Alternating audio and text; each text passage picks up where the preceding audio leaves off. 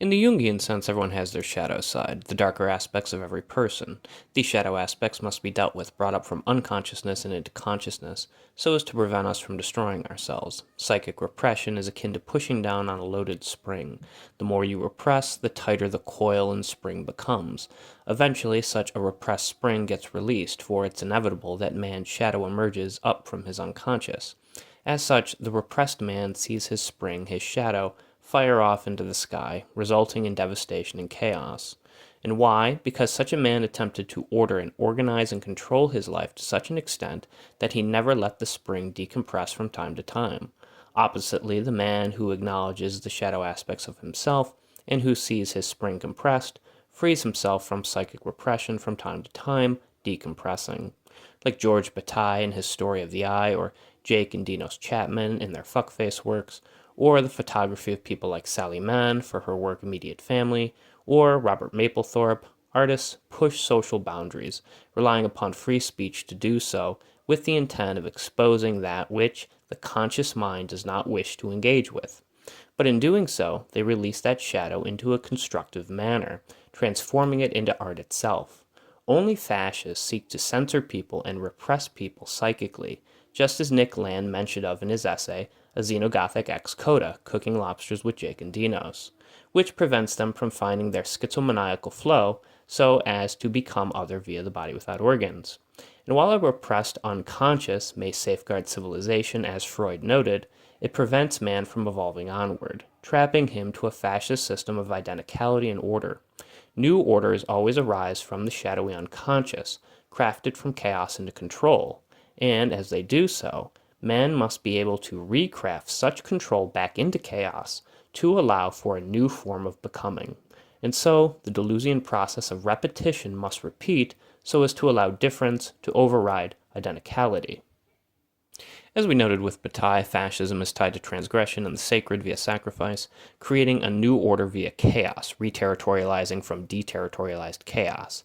Fascism, as we noted, deals with the irrational, which can be compared to the unconscious and the id, or perhaps even Kant's noumenal will. Such a collective unconscious drives the people via their desires, which to Bataille proves to be destructive, a ruinous passion of intensities, which again to Bataille would be linked to the accursed share in the excess of the black and alchemic sun. In fascism, people escape what is known as social slavishness, whereby they conform and assimilate to the status quo of society, functioning within the homogeneous framework of capitalistic society. This reduces people to the roles of cogs in a machine serving a utilitarian function. And as we noted with Land and Bataille, both thinkers are anti-utilitarian in scope and perspective, since utilitarianism tends to use people as tools, focusing on the greater good. Thus, when one is used as a tool, they become enslaved. We can also equate this to Nietzsche's concept of herd mentality, whereby all individuality and critical and analytical forms of thinking are essentially lost, where everyone conforms and assimilates to the dominant ideological consensus. This herd mentality is associated with the last man, which is contrasted with the overman or superman, the one who transcends all values. To Bataille, it is via sovereignty over oneself that liberates a man in life, allowing him to have his own sense of autonomy. This would thus include a break from social norms, resulting in transgressive actions against the established order. Thus, the accursed share is the antithesis to utilitarianism itself, since all is reduced to erotic waste. Again, as we noted before, this is why so many referred to Bataille as a Sir-Fascist, noting how his ideology shared many fascist tendencies. But again, as we noted multiple times with capitalist Eros, desire works two ways at once, and thus all flows of desire can find their opposite force and take on a new form when subverted. In the Deleuzian sense, one combats this reorganization or reterritorialization via the body without organs and the deterritorialization process. Like we previously noted, such is what it means to fight fire with fire or to see the abyss in ourselves, making monsters of ourselves to fight other monsters. When we look to MAGA, we can see the repressed psychic and shadowy aspects of humanity emerge. Such a chaotic force of irrationality has thus been used to instill a new sense of order and organization upon humanity. One need only look to ISIS funding with Trump's big beautiful bill. Thus, it will be necessary in the near future to deterritorialize this new form of order so as to ensure something new emerges from this fascistic psychological manifestation. We must also remember that the Nazis based much of their propaganda on American racism, as noted with the genocide of the Native Americans, the South under Jim Crow laws, the idea of eugenics, and the ideas of social Darwinism, etc. In a sense, America's underbelly or unconscious has always been fascist in this sense, geared towards organization. The shadow of America rests upon Bataille's analysis of fascist psychology linked to the Deleuzian process of deterritorialization via the chaotic unconscious and reterritorialization, a new ordered world, or dare I say, a new world order. Thus, it will be hard for America to find its way out from fascism. This means coming to terms with our unconscious aspects and using our shadows to our own advantage. Like Crowley notes in the Lesser Key of Solomon, the demons that we summon from subconscious are meant to serve us, not the other way around. To Giorgiani, the egregore must be kept under control. To do this, we will need to rely more upon the shaman and the artist, especially in the face of automation and AI advancement. Like Kafka's The Hunger Artist, before the absurdity of life and the law, or even after it in the transcendental sense as Land notes, self-starvation and misunderstanding will ensue.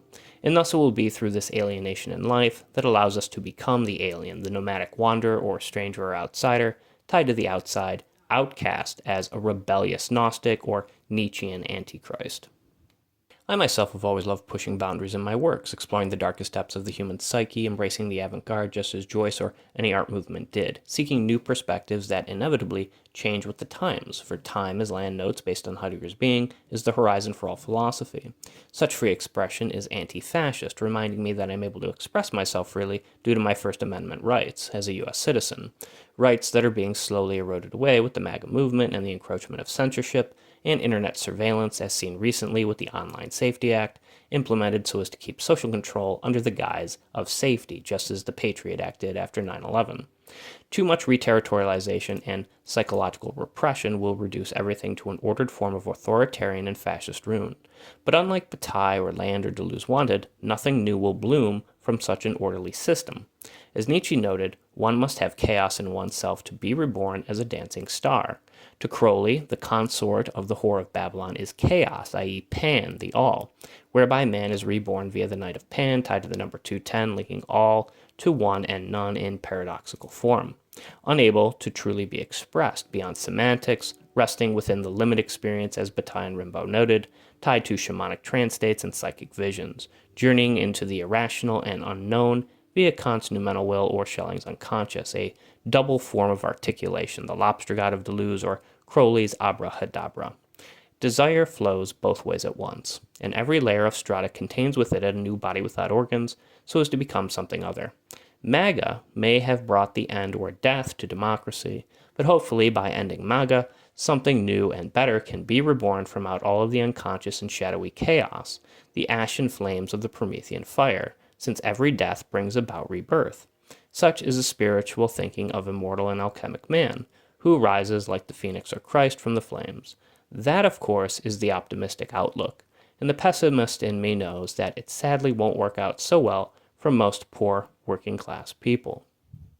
In the end, the best we can all be are avant-garde artists, operating against the social grain, against nature, as Wiesmann noted, painting our fictional portraits so as to bring them to life, akin to hyperstition or demonology, working within the confines of light and dark or clair-obscur.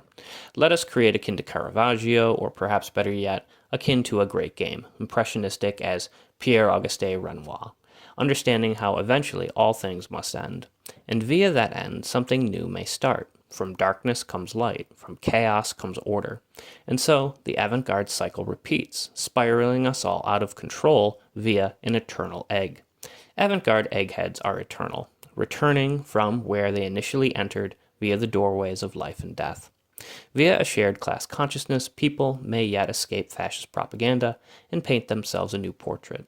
And while said paintings will never lead to paradise, for utopias etymologically do not exist, man's ability to immanentize the eschaton will bring about a new revelation and new revolutions, new renaissances or rebirths, from which new truths can be revealed, altering our fate or destiny amidst the stars themselves, shifting the current cosmopolitan perspectives of all people.